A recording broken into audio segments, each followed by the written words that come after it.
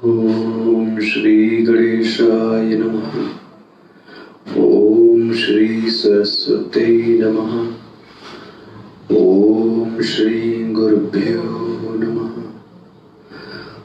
अज्ञानतिमिरान्धस्य ज्ञानाञ्जनशलाकया चक्षुरुन्मीलितं येन तस्मै श्री गुरवे नमः। तस्मै श्री गुरवे नमः।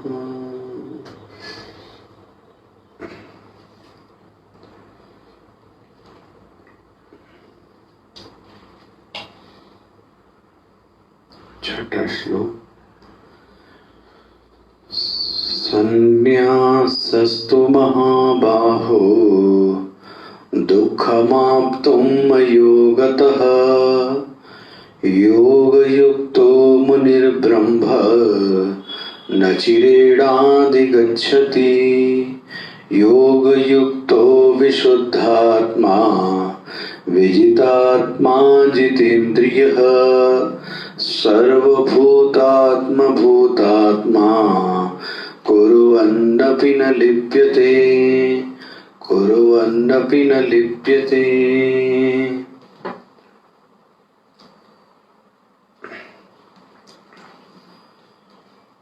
तो भगवान ने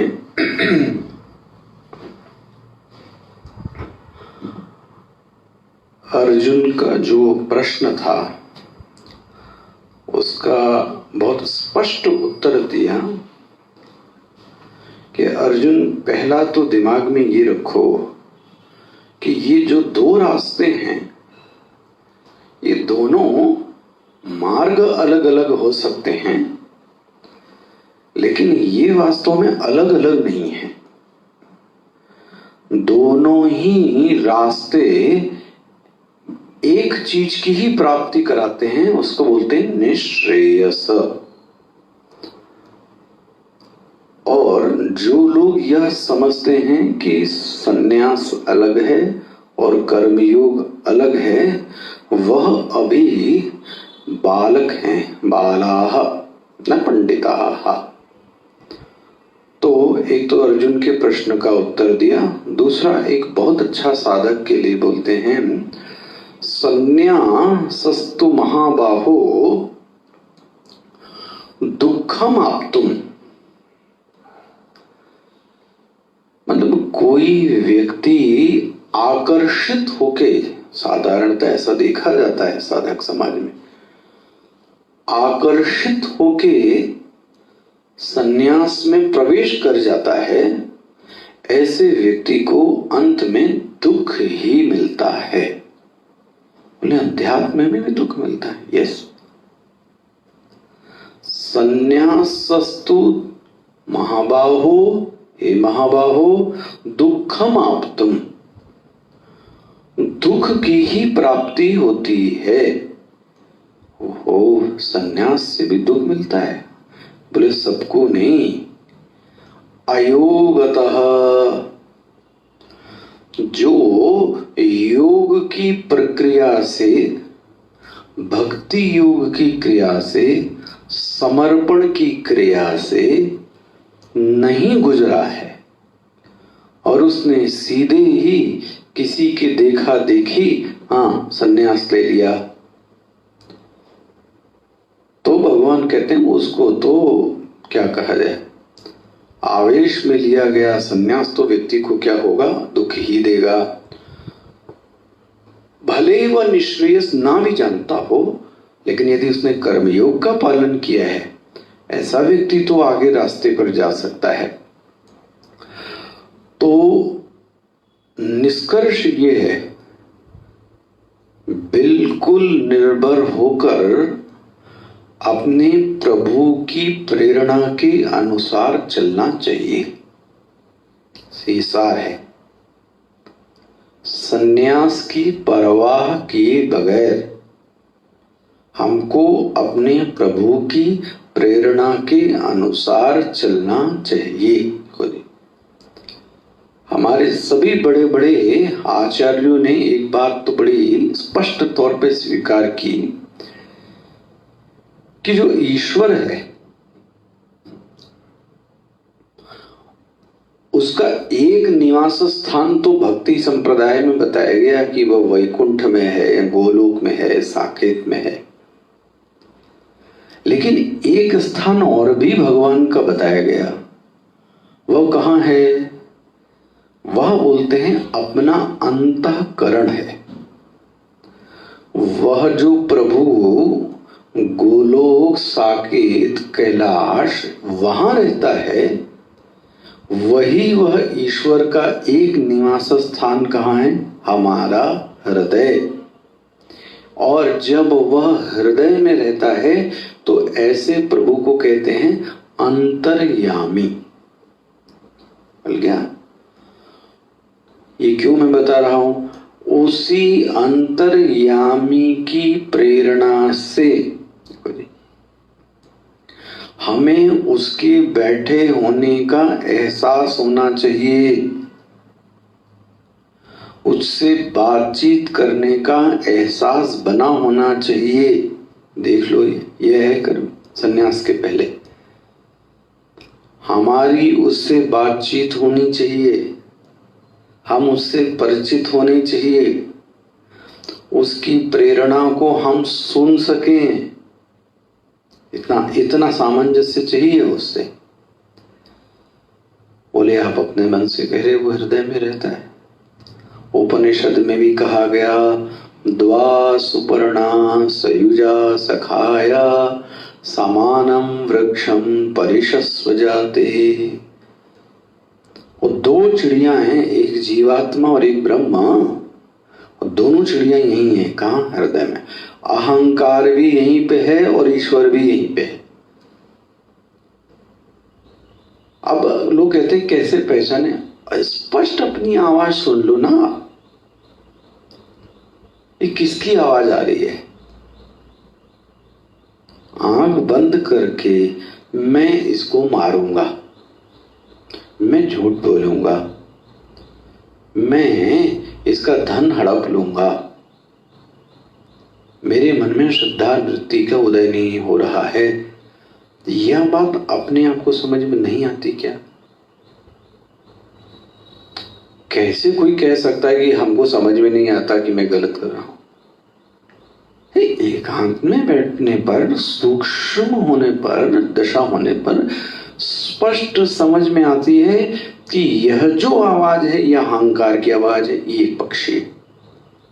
और एक बार देखो आप, कभी कभी ये भी आवाज आती है, दूसरों की मदद करनी चाहिए, शांत रहना चाहिए, झूठ नहीं बोलना चाहिए, सबकी आज्ञा का पालन करना चाहिए, विनम्रता से बात करनी चाहिए। ये कहां से वृत्ति है? ये भी उसी की आवाज है। अब ये बात अलग है कि वो उसकी आवाज बड़ी कम सुनाई देती है या हमको उससे बात करना ही नहीं आती। इस सेवा की वृत्ति कौन है? वो भगवान की तो देना। तो देखो दोनों चीजें हो गई। जब तक इसको आपने नहीं पा लिया, सन्यास में आज्ञा नहीं मिल सकती। तो योग युक्ता का, इसीलिए मैं बार बार योग युक्ता, जो योग से युक्त हो जाएगा वह तो सन्यास में प्रवेश कर ही जाएगा। तो योग युक्त हो गए मतलब क्या? योग युक्त हो गए इसका मतलब उस ईश्वर से हमारी बातचीत होनी चाहिए। आपको दर्शन की भाषा में एक और अच्छी चीज सुनाए। जैसे कि स्वामी रामानुजाचार्य, ये भी हमारे ही आचार्य हुए, सनातन धर्म के विशिष्टाद्वैत के। जैसे अद्वैत के हमारे आचार्य हैं भगवान आदि जगत गुरु शंकराचार्य जी, वैसे ही विशिष्टाद्वैत दर्शन के जो आचार्य हैं वो स्वामी रामानुजाचार्य जी हैं। उन्होंने बंधन का कारण अज्ञान को नहीं माना। थोड़ा सूक्ष्म बात है, पता नहीं सब समझ पाए या नहीं समझ पाए। जैसे कि वेदांत बंधन का जो कारण है वो अविद्या को मानता है, और इसी से मिलता जुलता मुझे याद आता है सांख्य दर्शन भी ये कहता है कि पुरुष और प्रकृति का विवेक न कर पाने के कारण अविवेक वहां पे भी है। तो उन्होंने शब्द प्रयोग किया अविवेक, सांख्य दर्शन ने। वेदांत ने प्रयोग किया अविद्या के कारण हम सब दुखी हैं। बंधन का कारण क्या? बंधन मतलब दुख, बंधन मतलब दुख, मुक्ति मतलब प्रसन्नता, आत्यंतिक प्रसन्नता, सदैव प्रसन्न रहते हैं।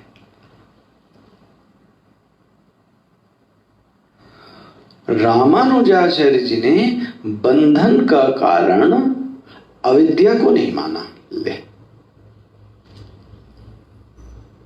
तो उन्होंने बोला बंधन जो दुख है उसका कारण विस्मृति को माना है। विस्मृति में व्यक्ति ईश्वर से विमुख होता है। अच्छे से समझिए, ये भी दर्शन बड़ा सुंदर प्यारा दर्शन है। जब ईश्वर की विस्मृति होती है तो साधक ईश्वर से विमुख होता है। अच्छा, फिर स्मृति क्या होती है? बोले जब स्मृति होती है तब साधक भगवान के सम्मुख रहता है। देखो, और कोड भी क्या है?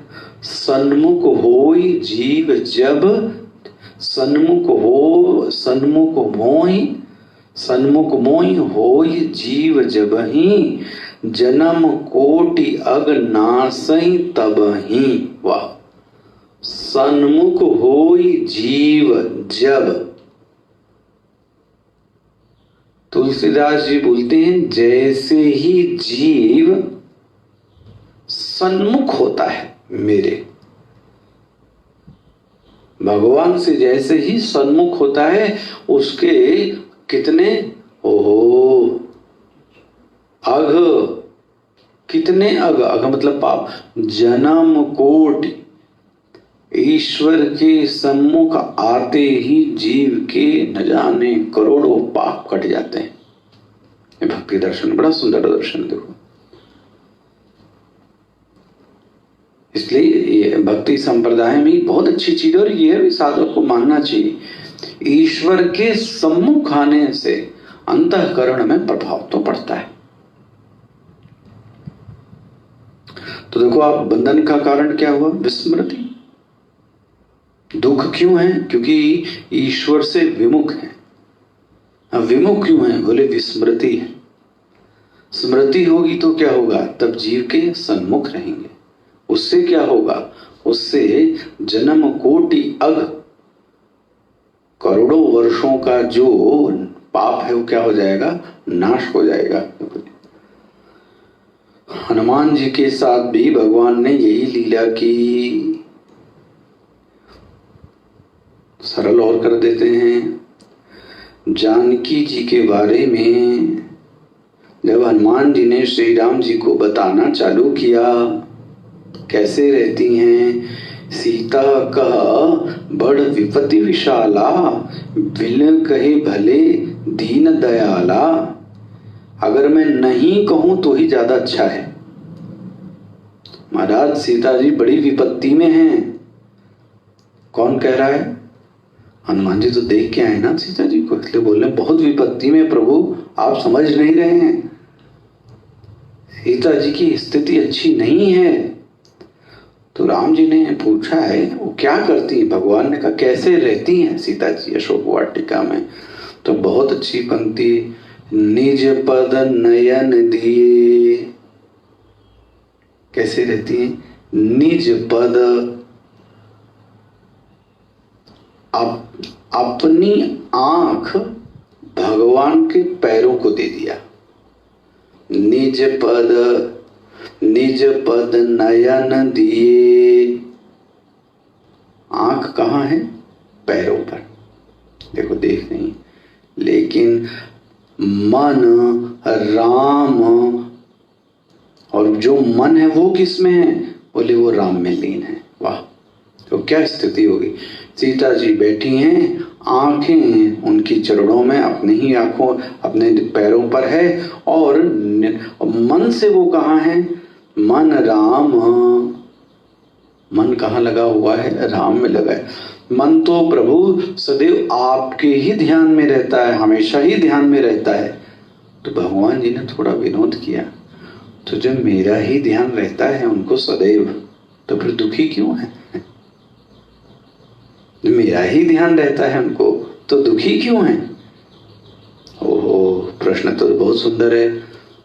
तो भगवान ने हनुमान जी से पूछा, हनुमान जी आप एक बात बताओ, अच्छा व्यक्ति के ऊपर विपत्ति कब आती है? ये विपत्ति की परिभाषा क्या है? रामचरितमानस में विपत्ति की परिभाषा क्या है? बहुत ही सुंदर है। कह हनुमंत, कौन कह रहा है? हनुमान जी। कह हनुमंत विपत्ति प्रभु सोई, जब तब सुमिरन भजन न होई। जैसे ही हम व्यक्ति को भूलते हैं, जैसे ही उसको भूले, बस कठिनाई आना चालू हो गई उसी दिन। जैसे ही उसके बारे में विस्मृति की, कहा हनुमंत विपत्ति, हे प्रभु जी, राम जी, विपत्ति तो वह है जब तब सुमिरन, जब जब जीव के जीवन में भजन का, स्मरण का अभाव होता है, तब तब उसके जीवन में दुख आता है। मानना तो पड़ेगा। इसका मतलब सीता जी के साथ बोले जब उनका ध्यान मृग पे गया, इसका मतलब मेरे ऊपर से ध्यान हटा और किसके ऊपर चला गया? मृग के ऊपर गया। हम लोगों के लिए बहुत बड़ी है ये रामानुजाचार्य जी का दर्शन है। इसीलिए बोला विस्मृति, हनुमान जी भी पुष्ट कर देते हैं। कह हनुमंत विपत्ति प्रभु सोई, जब तब सुमिरन भजन न होई। इसलिए ये व्याख्या किसकी कर रहे हैं? योग युक्त। जो व्यक्ति योग से युक्त है, हाँ, वही व्यक्ति संन्यास का अधिकारी है। योग युक्त मुनि ब्रह्म। एक छोटी अर्धाली देखो, योग युक्त मुनि, आराम आराम से पढ़ना है, दिन लग जाए। जो योग से युक्त व्यक्ति है वह मुनि बन जाता है। अब देख लो भाई, हम मुनि बन गए कि नहीं? अब मुनि नहीं बने तो समझ जाना कि योग से युक्त नहीं हुए। बोले अब एक और परेशानी, अब ये मुनि किस आफत की जड़ का नाम है? बोले मुनि किसी व्यक्ति का नाम नहीं है। ये जुड़ा बांधना माला हवन, इसको मुनि नहीं कहते। ओहो, मुनि का अर्थ क्या है? जो मनन करने में, चिंतन करने में सक्षम है, वह व्यक्ति मुनि है। मननशील जिसका स्वभाव है। बोले अभी नहीं समझ में आया। जो चिंतन करने में, विश्लेषण करने में, मनन करने में समर्थ है, उसके पास एनालिटिकल पावर है। हर चीजों को बहुत सूक्ष्मता से एनालाइज कर सकता है। अब वेदांत में बहुत सारे साधकों से मिलने पर ये उनके साथ एक बड़ी कठिनाई होती है ना, कि वो ये कहते हैं कि हम सोच नहीं पाते, हम सोच नहीं पाते, मनन नहीं कर पाते, विश्लेषण नहीं कर पाते, अनुसंधान नहीं कर पाते, अन्वेषण नहीं कर पाते। ये समस्या क्यों है? इसका कारण समझना। सबकी जड़ में एक ही चीज है। मैं आपको बताऊं, भगवान का शब्द गंभीर होता है। योग से युक्त व्यक्ति यदि नहीं है तो वह इन सब चीजों में समर्थ नहीं होगा। कैसे कहें आपको, यदि, अच्छा उल्टा प्रश्न उठाते हैं, चिंतन करने में बाधा क्या है? सरल प्रश्न है, वो गंभीर प्रश्न, कभी अपने ऊपर लगा के देखना चाहिए। तो वो रटी रटाई बातों को बोल देना तो ठीक है, हम खुद उस विषय को सोच उसके बारे में नहीं पाते, कहां पर कैसे कब क्या चीज बोले। भाई कई बार व्यक्ति को सोचने की कला ही नहीं आती, कई बार व्यक्ति के पास शब्दों का अभाव होता है, यह भी है। बहुत सारी चीजें हैं, आपसे बताऊं, कई बार उसको रखने का ढंग नहीं पता, ये भी चीज है। ऐसे कई बार मिलना होता है। तो फिर से सरल प्रश्न, चिंतन करने में हम असमर्थ क्यों हैं? सब अपना अपना सोचो। हाँ, एकाग्रता महाराज ऐसी है लोगों में, और आतंकवादी बलात्कारी तक में नहीं एकाग्रता। नोट गिनने में कितनी एकाग्रता होती है, अपना कोई काम निकल रहा हो कितनी एकाग्रता होती। यह मानने को चित्त तैयार नहीं होता कि एकाग्रता की बात ये है। देखो भाई, साध्वी भाषा में कहा जाए,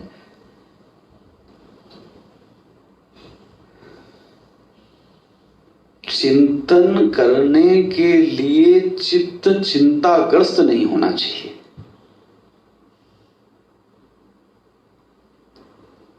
खुलता ही बात। चिंतन करने के लिए चित्त चिंताग्रस्त नहीं होना चाहिए। चिंताग्रस्त चित्त चिंतन करने में असमर्थ है, ऐसा कहते हैं।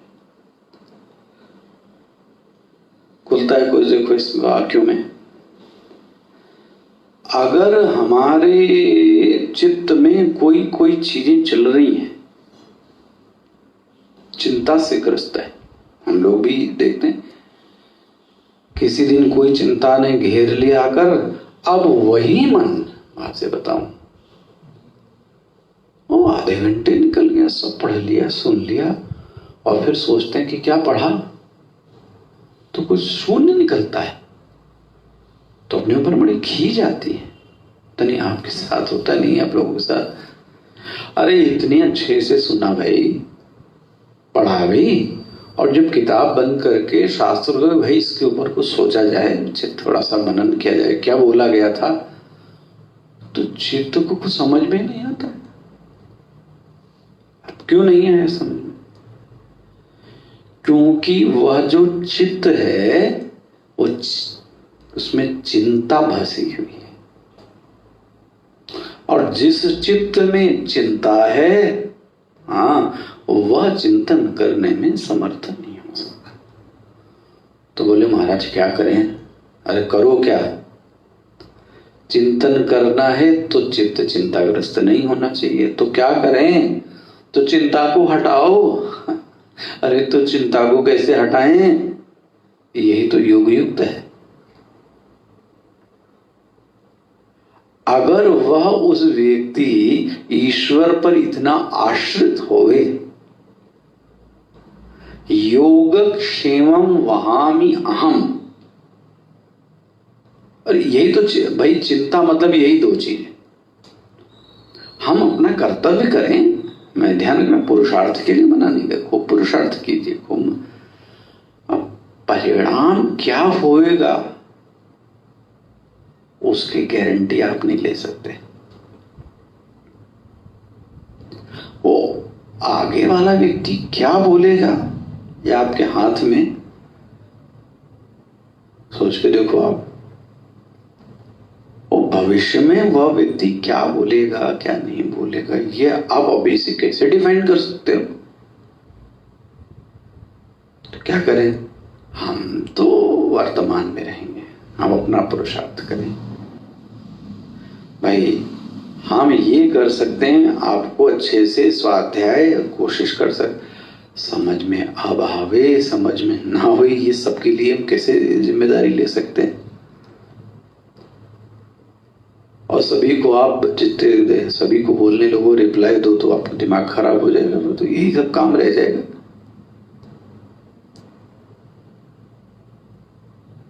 चिंतन न कर पाने का कारण चिंता है, ठीक है। चिंता का कारण क्या है? चिंता का कारण है कि अभी हमारी पूर्ण शरणागति नहीं हुई, ये, और पूर्ण शरणागति नहीं हुई इसका मतलब है कि हम अभी योग युक्त नहीं हुए। वाह, समस्याग्रस्त चित्त वो चिंतन नहीं करने दे, इसी का नाम है देखो शरणागति है। देखो शरणागति में बाहर समस्या तो होती है, शरणागति में समस्या बाहर तो होती है, बट वो अंदर हमको इतना ग्रस्ती नहीं। लेकिन यदि ईश्वर के प्रति शरणागति होवे तो देखो एक चीज है, निश्चिंतता आती है, और निश्चिंत चित्त चिंतन कर सकता है। कितना अच्छा समीकरण है।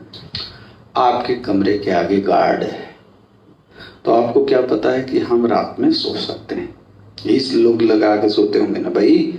कोई रक्षक है, अच्छा कोई भोजन देने वाला है, तो हमको भोजन मिले तो निश्चिंत है ना, तो आदमी अपना सब काम धाम क्या कर रहा है, मतलब निश्चिंत चित्त ही चिंतन करने में सक्षम है।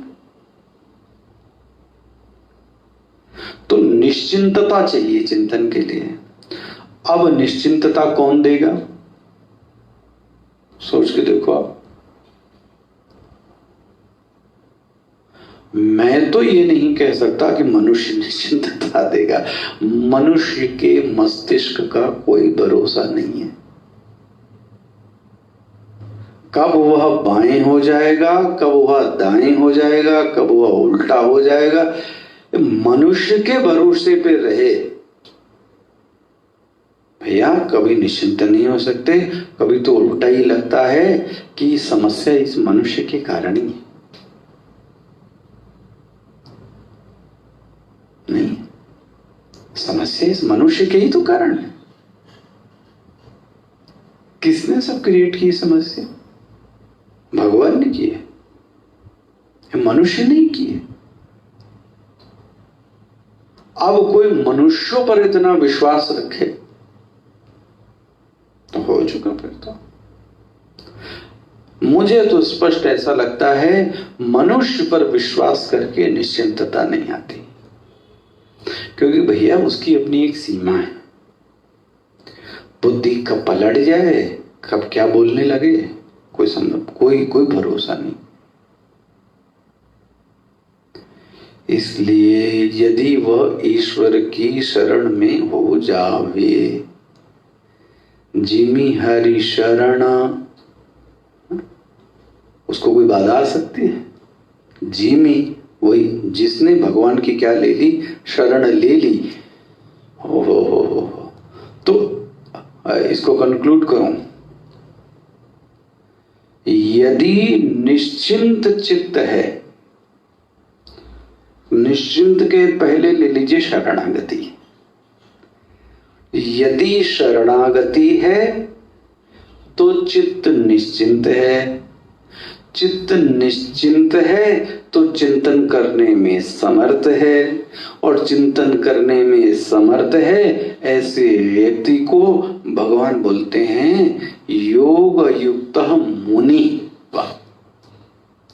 ऐसे व्यक्ति को भगवान मुनि की संज्ञा देते हैं। और यही मुनि, वो शब्द क्या है, भगवान भाष्यकार ने बड़ा योग युक्त मुनि ब्रह्म। यहां ब्रह्म का अर्थ आत्मा चैतन्य नहीं है, ध्यान रखिएगा। ब्रह्म का भाष्यकार ने अर्थ किया है ब्रह्म परमार्थ संन्यासम परमात्म ज्ञान निष्ठा लक्षणम। देखो यहां ब्रह्म का अर्थ है वह संन्यास को प्राप्त कर लेता है। कौन सा संन्यास? परमात्मा निष्ठा वाला, परमार्थ वाला। यहां ब्रह्म का अर्थ मत कर देना आत्मा चैतन्य। जो योग से युक्त है, स्पष्ट हो गया, योग युक्त मुनिर ब्रह्मा। योग से युक्त व्यक्ति क्या बन गया? मुनि बन गया। और जब मुनि बन गया, भगवान बोलते न चिरेणा, अरे समय नहीं लगता, बहुत जल्दी वह संन्यास में भी क्या करता है? प्रवेश कर जाता है। स्पष्ट हो गया। अब साधक ने एक बात सोची महाराज, क्या सोची? ये सबके मन में प्रश्न आएगा। मान लो हम योग युक्त तो हो गए, मान लें चित्त निश्चिंत हो गया, तो आगे क्या होगा? क्या स्टेप होंगी? मतलब हम सही चल रहे हैं, इसकी निशानी क्या है? भाई जैसे आप इंदौर से चले उज्जैन के लिए, तो आपको रास्ते में पड़ेगा देवास पड़ा, सांवेर पड़ा, जो भी, तो आपको समझ में आता है ना, ये पड़ा, इसलिए ये क्या जा रहा है? सही जा रहा है। तो माइलस्टोन क्या क्या है? ये आगे का श्लोक साधक के लिए बहुत सुंदर श्लोक है। देखो क्या श्लोक है। योग युक्तो विशुद्धात्मा, जो योग से युक्त व्यक्ति है वह विशुद्ध आत्मा जरूर बनेगा। विशुद्ध आत्मा स्टेशन पहुंच गए, विजितात्मा, उसका एक और लक्षण होगा विजित आत्मा, वह विजित आत्मा भी बनेगा। और बताएं, जितेंद्रिय स्टेशन है, योग युक्तो विशुद्धात्मा, विशुद्धात्मा विजितात्मा, विजितात्मा जितेंद्रिय। एक कुत्ता जा रहा है, इसका मतलब रास्ता उसका ठीक हो गया। और आखिरी में हो मिल गया उसको सर्वभूतात्म भूतात्मा। एक की आत्मा नहीं, जल की आत्मा नहीं, लहर की आत्मा नहीं, सर्वभूतात्म भूतात्मा। अब क्या होगा? कुर्वन्नपि न लिप्यते, कुछ नहीं करता। क्यों? सब कुछ उसको क्या हो गया? प्राप्त हो। स्पष्ट हो गया। ओम पूर्णमदः पूर्णमिदं पूर्णात् पूर्णमुदच्यते पूर्णस्य पूर्णमादाय पूर्णमेवावशिष्यते। ओम शांति शांति शांति। हरि ओम। श्री गुरुभ्यो नमः। हरि ओम।